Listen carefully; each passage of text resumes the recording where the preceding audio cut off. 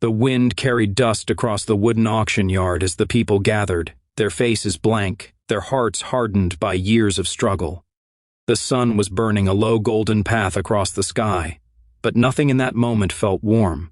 A frightened young woman stood trembling on the platform, her wrists tied with coarse rope, her eyes filled with a mix of fear and quiet resignation.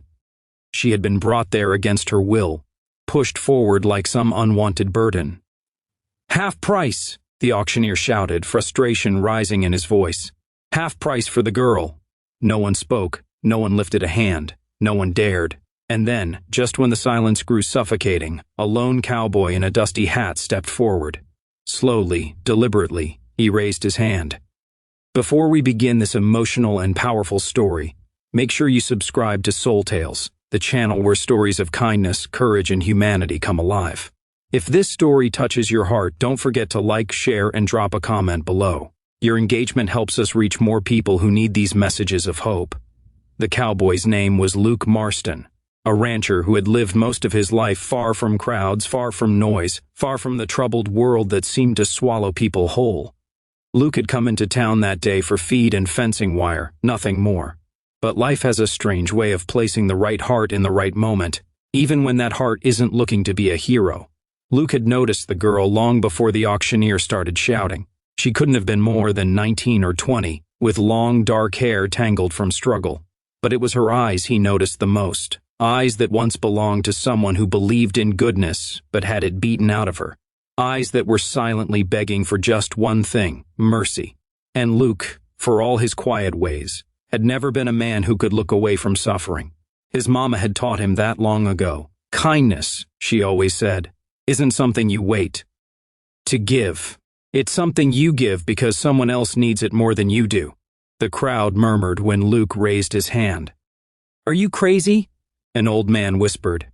"Stay out of it, cowboy," another muttered. But Luke didn't answer. His jaw tightened, and he kept his eyes on the girl. The auctioneer slammed his hand down, desperate for a sale. "Sold! To the cowboy in the hat!" Everyone expected Luke to walk up, take the girl, and drag her away just like the rest of the world had done. But that wasn't Luke's intention, not even close. He stepped forward, cut the ropes from her wrists, and offered her a gentle smile, the first soft thing she had seen in days. "You're safe now," he said quietly. "No one's going to hurt you anymore." The girl stared at him, confused. She didn't move. You bought me?" she asked in a shaking voice. "No," Luke corrected softly. "I freed you."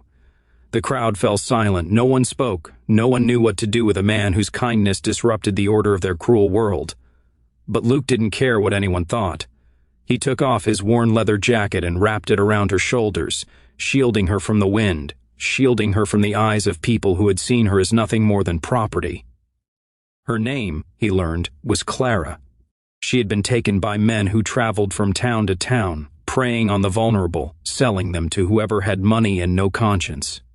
She had tried to escape once, but they caught her and beat her so badly she could barely stand for days. "I thought I was going to die out here," she whispered.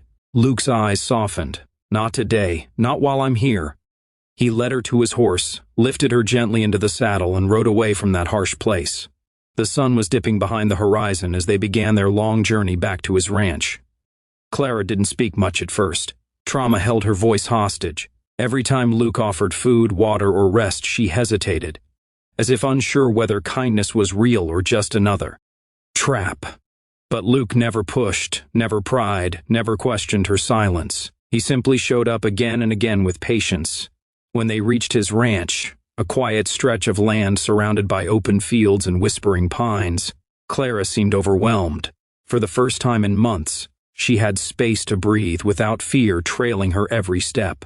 Luke gave her a small room in the house, clean clothes, and a soft quilt his mother had sewn before she passed. "This is your home for as long as you need it," he told her. "Why?" Clara asked, her voice barely audible. Luke shrugged. "Because kindness doesn't cost a thing, and because no one should have to heal alone." The days passed slowly, gently. Luke worked the ranch, repairing fences, feeding horses, tending to cattle. Clara often watched from the porch at first, unsure where she fit in.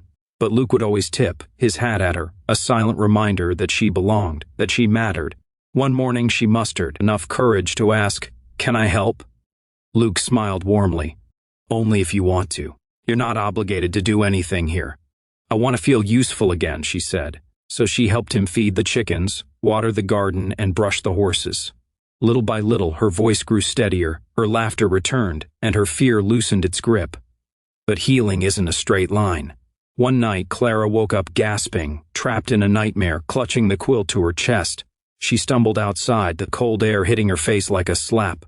Luke, hearing the porch creak, rushed out and found her trembling. Hey, he said softly, kneeling beside her. "You're safe. It's just a memory, not your reality."